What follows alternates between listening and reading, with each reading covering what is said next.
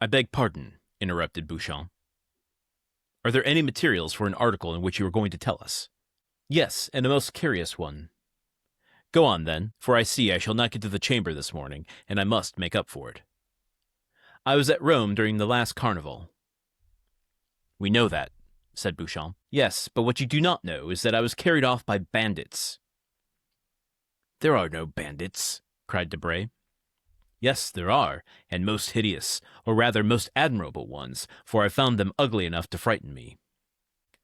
Come, my dear Albert, said Debray. Confess that your cook is behindhand, that the oysters have not arrived from Ostend or Marennes, and that, like Madame de Maintenon, you are going to replace the dish by a story. So say at once, we are sufficiently well-bred to excuse you, and to listen to your history, fabulous as it promises to be. And I say to you, fabulous as it may seem, I tell it as a true one from beginning to end. The brigands had carried me off, and conducted me to a gloomy spot called the Catacombs of Saint Sebastian. I know it, said Chateau Renaud. I narrowly escaped catching a fever there. And I did more than that, replied Morcerf, for I caught one. I was informed that I was a prisoner until I paid the sum of 4,000 Roman crowns, about 24,000 francs. Unfortunately, I had not above 1,500. I was at the end of my journey and of my credit. I wrote to Franz, and were he here, he would confirm every word. I wrote then to Franz that if he did not come with the 4,000 crowns before 6, at 10 minutes past, I should have gone to join the blessed saints and glorious martyrs in whose company I had the honor of being, and Signor Luigi Vampa, such was the name of the chief of the bandits, would have scrupulously kept his word. Well, I'll give Albert this. He's not embellishing the story at all.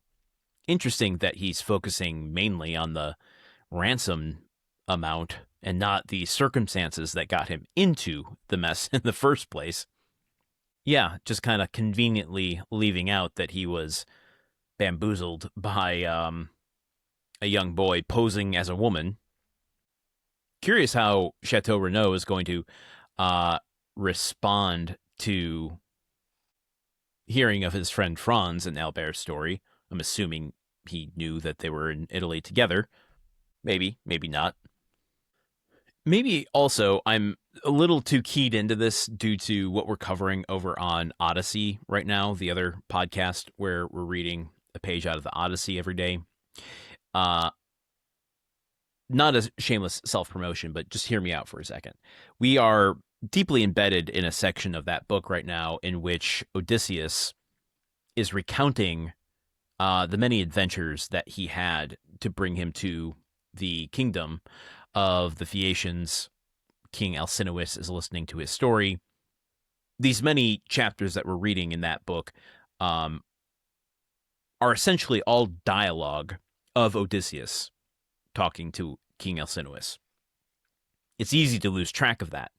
But what it's made me pay attention to, and something that, going back now to Dumas, that I see Dumas doing a lot, is showing the characters recounting events. Sometimes we see them, like, the whole encounter with Luigi Vampa here.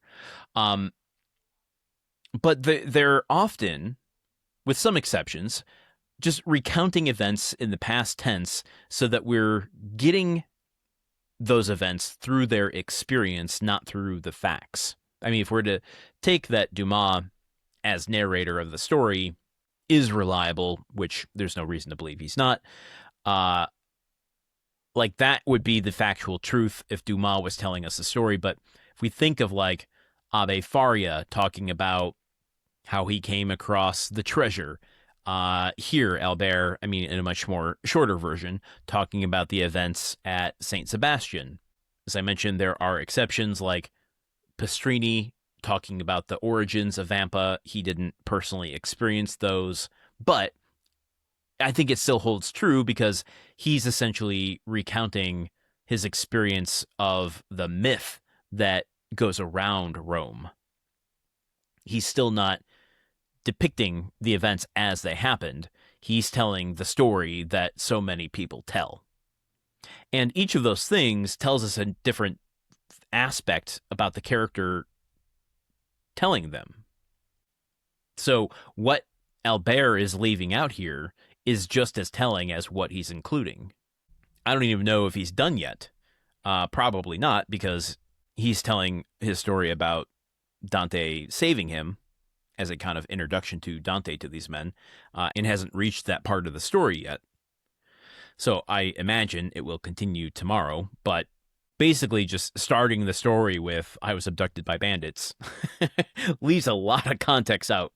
I mean, I'm sure the logistics of that partly are because Dumas doesn't want the reader to have to reread literally everything we just read. But it has the side effect of narrowing Albert's story in a way. He's not exaggerating, as I said. He's not embellishing, but he is omitting. He is doing his own abridgment of his own story, as we talked about on the show before.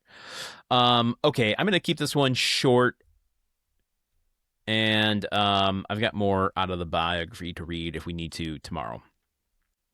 Debray is accusing Albert of delaying the breakfast because it's not ready by telling a story.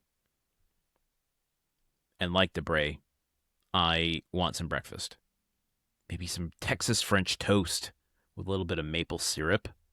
Yeah. Oh, I had the best orange and cranberry scone the other day.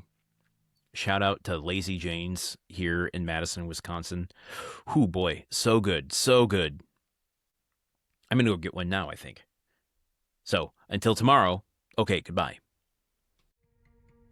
The Countdown of Monte Cristo is part of the Gruntwork Podcast Network. This show is produced, edited, and hosted by Landon Solano. The original text of The Count of Monte Cristo by Alexandre Dumas. Theme song by Magic Solo. If you want to support the show and others like it, visit patreon.com/gruntworkpod. Thank you for listening. See you tomorrow.